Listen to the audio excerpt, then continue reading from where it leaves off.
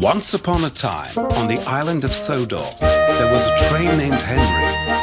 Henry was a freight train, and he pulled all kinds of important materials around. But then one day, Sir Topham Hatt had an idea, and suddenly Henry got longer and longer and longer.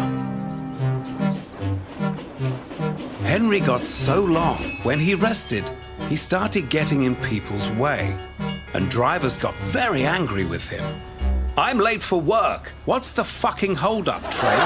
said the driver. A little old lady shouted to Henry, "Get fucked!" A little girl crawled underneath Henry on her way to school.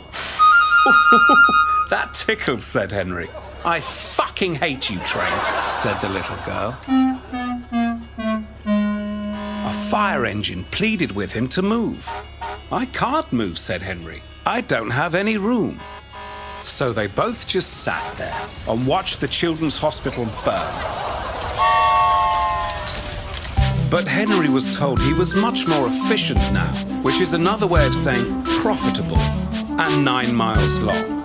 He carried all sorts of things people needed, like medical bandages, corn, vinyl chloride, fireworks, a mysterious red substance, question mark, hand grenades, question mark, plugged-in space heaters, and all sorts of zoo animals.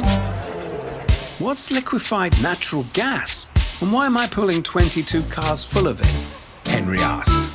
"Never you mind," said Sir Topham Hatt. "I mapped this whole route out at home. That's a weird thing to do, and I don't really know how to respond to it," said Henry. "Just mind your business, like a good little rolling death machine," Sir Topham Hatt said. "Sorry, I'm a what?" asked Henry.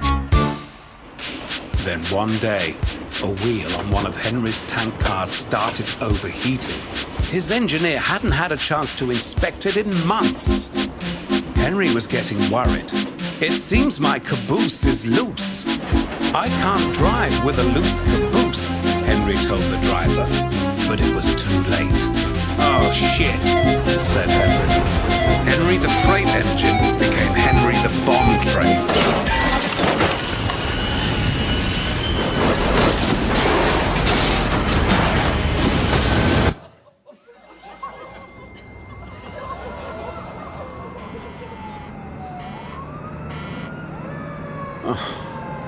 Well, thought Henry.